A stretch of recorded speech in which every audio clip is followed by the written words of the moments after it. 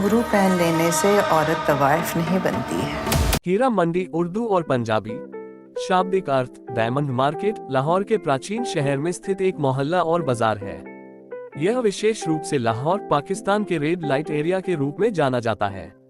इसके उद्गम मुगल युग से हैं, जब ये संगीत और नृत्य सहित पारंपरिक प्रदर्शन कलाओं का केंद्र था, जो अभिजात वर्ग और रईसों के लिए सेवाएं प्रदान करता था।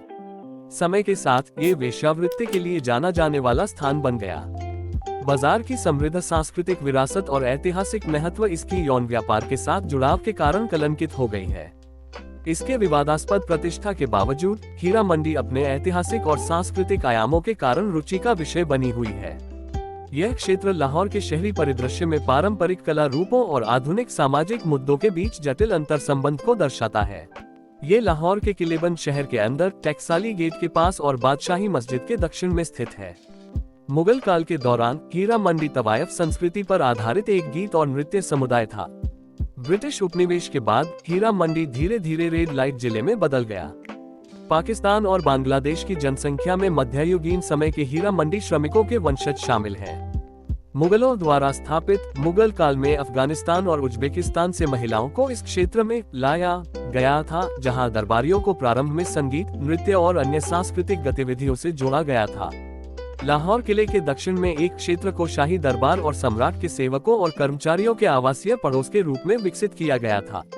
चूंकि यह किले के पास था, इसे शाही मोहल्ला या रॉयल नेबरहुड कहा जाता था। यह क्षेत्र तवायफों का घर बन गया, जो शाही दरबार से जुड़े पेशेवर मनोरंजन करता थी। बाजार मूल रूप से 15वीं और 16वीं शताब्दी के दौरान लाहौर के मुगल काल के अभिजात वर्ग के लिए तवायफ दरबारिन संस्कृति का केंद्र था। हीरा मंडी नाम हीरा सिंह, एक अधिकारी जो उस क्षेत्र में रहते थे, के सम्मान में चुना गया था। मुगल काल के दौरान हीरा मंडी की तवायफों को भारतीय शास्त्रीय संगीत, कथक और मुजरा नृत्य, साथ ही कविता और शिष्टाचार में प्रशिक्षित किया जाता था। इन तवायफों के पास कला शिक्षक या उस्ताद होते थे, जो उन्हें उनके कौशल में मार्गदर्शन करते थे। वे अपने कोठे की बालकनी पर संगीत और नृत्य का अभ्यास करती थी।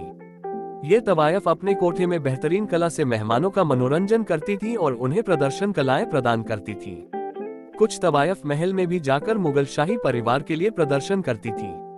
अभिजात वर्ग अपने बेटों को शिष्टाचार और दुनिया के तौर तरीके सीखने के लिए तवायफों के घर भेजते थे।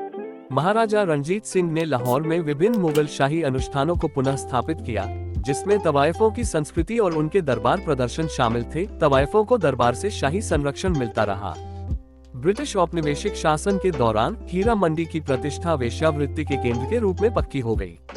बाजार में महिलाएं और ख्वाजा सारा ट्रांसजेंडर पारंपरिक और शास्त्रीय नृत्य प्रस्तुत करते थे।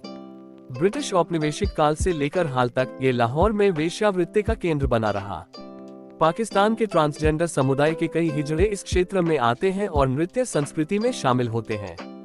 ब्रिटिश उपनिवेश के बाद यद्यपि हीरा मंडी में अधिक वेश्यालय और वेश्याएं काम करने लगी, फिर भी इस क्षेत्र में तवायफ की प्रदर्शन गतिविधियां जारी रहीं। हीरा मंडी ने प्रदर्शन कला के केंद्र के रूप में अपनी प्रतिष्ठा बनाए रखी। तवायफों के संरक्षक अब सम्राट और अभिजात वर्ग नहीं, बल्कि शहर के धनी लोग थे। इस समय हीरा मंडी ने बाजार-ए-हुस्न, सुंदरता का बाजार का उपनाम अर्जित किया।